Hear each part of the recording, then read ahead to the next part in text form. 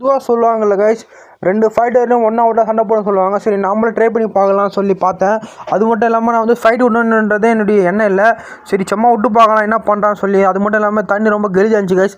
சரி அந்த தண்ணி மாற்றுறதுக்கு என்ன பண்ணான்னு பார்க்க சொல்லி என்ன பண்ண கைஸ், நம்ம இந்த ரெட் டைல் ஒன்று இருக்குது. அப்புறமா இது பாருங்கள் பயங்கரமான ஃபுல் மூன் பிட்டா கைஸ், சம்மர் கலரேஷன் இருக்கான் பாருங்கள். இவனே ஒன்றா போட்டேன் கைஸ்.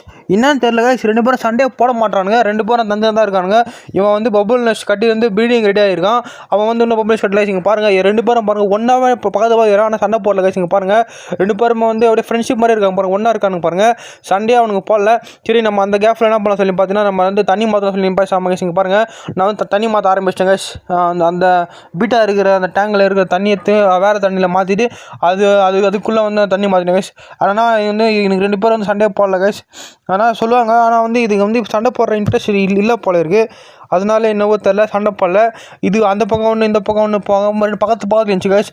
ஆனால் வந்து இது சண்டையை கண்டி அடிச்சு வரைக்கும் பார்த்தா சண்டையை போடல. நம்மளுக்கு அந்த கேப் போதும் சொல்லி என்ன பண்ண நம்ம டப்பா எடுத்து கைஸ் தண்ணியெல்லாம் எடுத்து என்ன பண்ண கழுவி அந்த பாருங்கள் அந்த கொஞ்சம் தண்ணி இருந்துச்சு, அந்த பழைய அக்வேரியம் தண்ணி அதை எடுத்து வந்து அந்த பலூன் மொழி குட்டிங்களுக்கு டேங்கில் போட்டு விட்டாங்க. அப்புறமா அதை நல்லா கழுவி சுத்தம் பண்ணிவிட்டு மறுபடியும் எடுத்து டக்கரை அவனை தூக்கி அதிலே